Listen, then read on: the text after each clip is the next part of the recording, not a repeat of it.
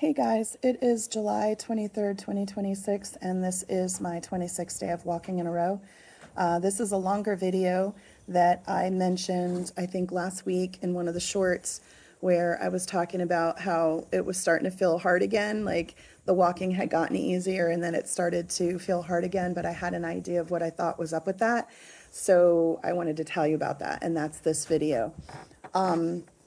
Basically, I have some health problems that include persistent anemia type stuff, and that makes me not have a lot of energy sometimes. And I guess a compensatory technique, and I just recently found this out because I've struggled with like sugar for years. I've referred to it as a sugar addiction because sometimes it seems like it's got those addictive properties, but and it probably does. But I think in my case, there's like an extra layer, which is probably driven by the fact that when I eat sugar, I get a quick boost, like the way people do with caffeine when they drink caffeine, they get that coffee boost and it gives them energy to propel them to start their day and do whatever.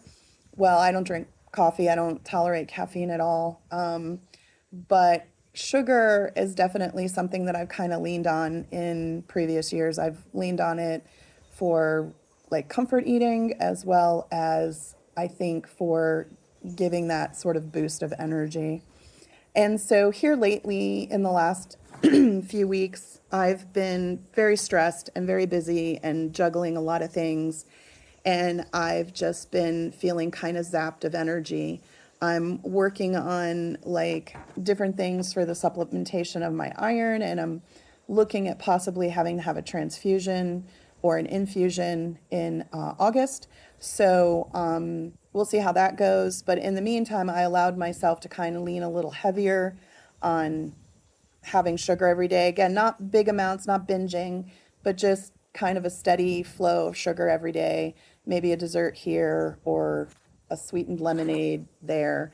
And I think what happens is it does give me that energy in that moment that I'm consuming it, but then I very quickly, burn that up and have like kind of like a big crash. So I am back again to trying to monitor my sugar intake and limit my sugar intake. And I am already starting to feel a little bit of improvement in my overall energy levels. Again, I'm still kind of low energy just because I struggle with the iron stuff, but I don't feel as wild like ups and downs as when I'm consuming sugar. It's just more of sort of like a steady kind of pace myself and figure out how much energy I have in the moment and then just function accordingly.